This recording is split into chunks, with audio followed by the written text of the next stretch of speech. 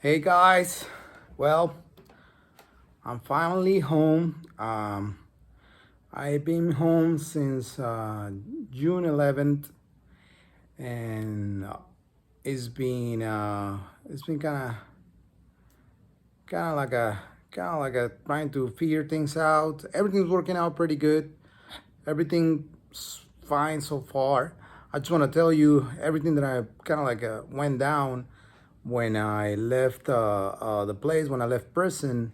And as I am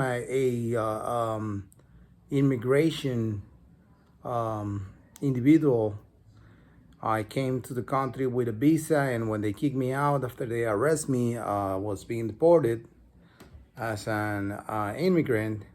So first they drove me out of Fort Dix, New Jersey, to a place in it was near the Elizabeth, New Jersey, and there was a migration office. It's kind of like the place where they do the citizenship. Um, this is kind of what it was. It is what it was. It was one of the offices at the back of that thing. People were kind of like fairly nice. There was a very upgrade on treatment. They really treat you like a human being. I remember that Chino, the guy that came with me, he was choking. He has some sort of like a heart, like coughing a lot. And these guys stopped in the middle of nowhere and give him a bottle of water. And I was like, okay, that's different. They treating us like humans. One more time, I guess we're not in prison anymore. So then from there, we went to from the migration office. We just signed some papers. They tell you, oh, you don't have to sign this. This can be used against you in court. That's in case you want to fight your case. But believe me, after coming out of prison, there's no way you're gonna fight your case to apply for anything, unless you have hard evidence that you are being chased by whatever reason. You have problems going to your country. You have to have really hard evidence. You have to have more than just a text message. It's a very complicated situation. I'm not gonna get into that. And anyway, so from there, there was some stubborn people that were like, I'm not gonna sign nothing. I signed it, and no problem at all. I knew I needed to be deported right away. But anyway, I went to from there. We went to Elizabeth, New Jersey, and there was this industrial complex, and inside of it there was a detention center or some sort of a holding facility, which was pretty nice. There was this people were like super cool. There were the SEALs were fist bumping everybody. Hey man, what's up? And it was like super chill. And all the people speak mostly Spanish over there, but they were really nice. You know, all those guys from Joycey. Thank you very much, guys.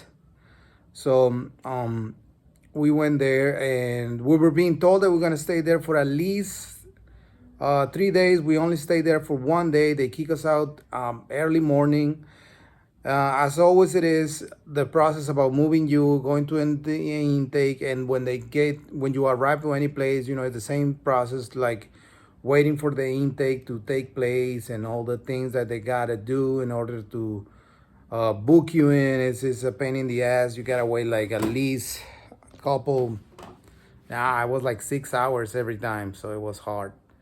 Then from there, they drove us to Buffalo. To Buffalo, it was like a 6 hour drive from there. It was a pain in the ass, literally pain in the ass. And then when we got there after the 6 hours, it was a pretty rain going on. I don't know. I wouldn't dare to drive in that condition, but we made it. It was chiller than the other place. The other place, the best thing was like the food was way better than prison, and they got a lot of like the Spanish people were super good because we got only Spanish TV, so they were like happy with that. The bunk beds were every bunk bed was just one bed. There was not like two bunks. It was like just bottom bunks, so it was good. And when we got to Buffalo, it is like a holding facility. It is a holding facility.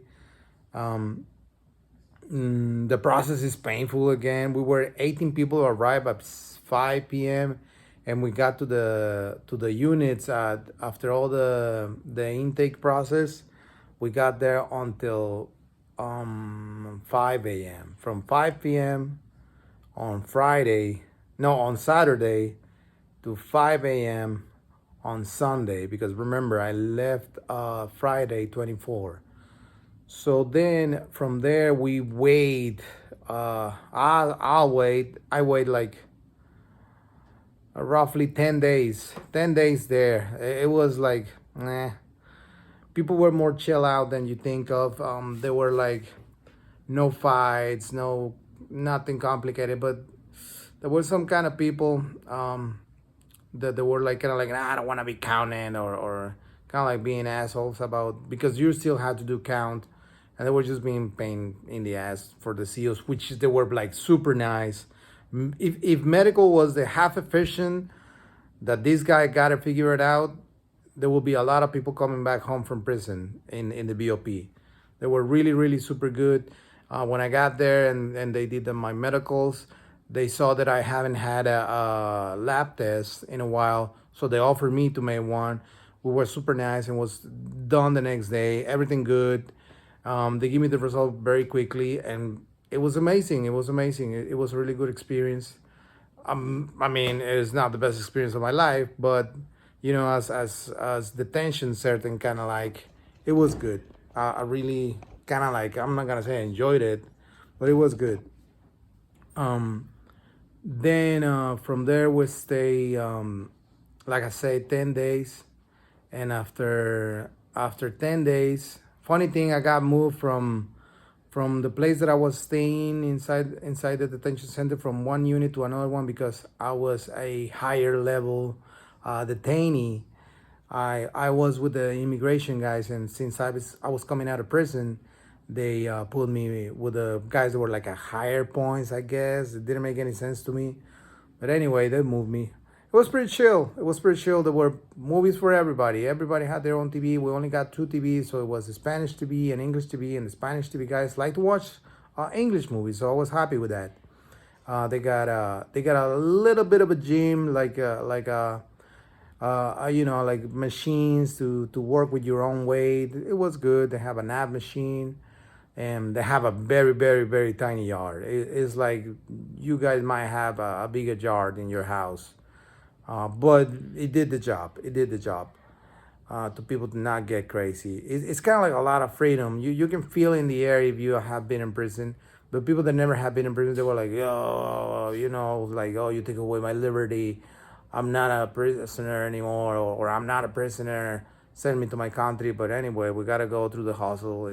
For me, it was 10 days. There were people from. Oh, you know who I saw? I saw this guy Ogudu, who he's been there for like 2 months already, and I don't know, I think he's fighting his case. There's a lot of people fighting his case. There was a guy that had 5 years fighting his case, and I'll tell you right now, unless you have a really, really, really good chance, you have to have a lawyer. It has to be a private one. There's a lot of public defenders, but they won't do the job for you. And the private lawyers got to see your case and got to be like solid to take you in. And they have different colors that they wear for the kind of like level of security. I was orange, blue is the lightest one, and red is like the guys that are like more violent. And the guys that wear the blue uniform, if you get a blue uniform instead of an orange one, they say you have a 50% possibility. It's the first thing that the lawyer will ask you, like if you have a blue uniform. If you have a blue uniform, they take your case more seriously, because there's a possibility you might go home.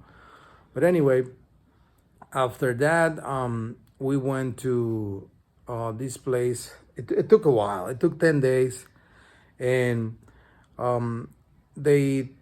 we got there over by car, and then they drove us to the airport that was kind of like not so far away from there, maybe 40 minutes, 45 minutes, and we wait there for the plane. We waited like an hour on the bus, and then the airplane came in, and we arrived into the plane, and we flew to Arlington. No, I'm lying.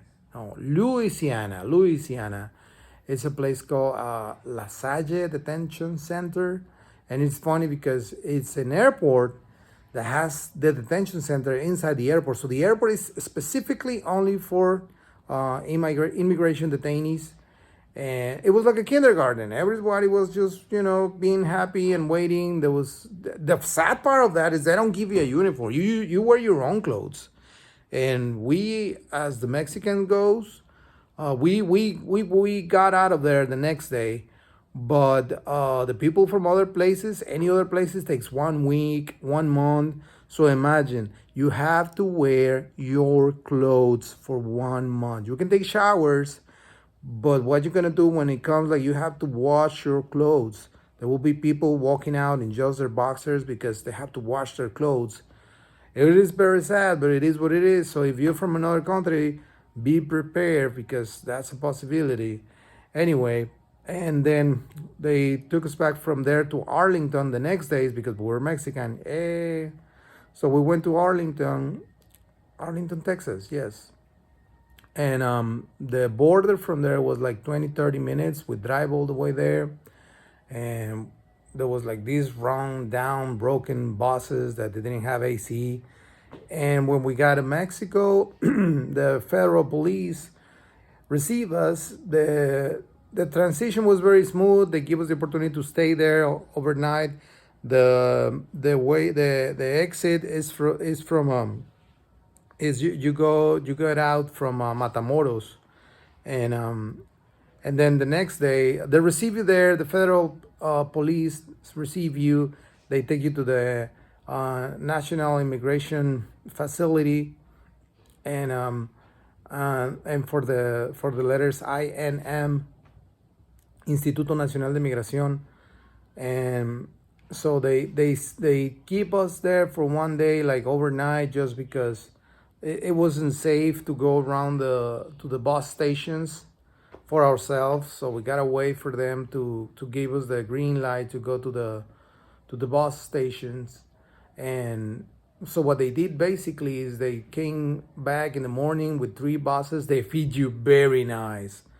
Mexicans, you're gonna love it. As soon as you arrive, they give you this big torta with a lot of whoever doesn't know what a torta is a Mexican sandwich, and it was like full of ham, cheese, mayo.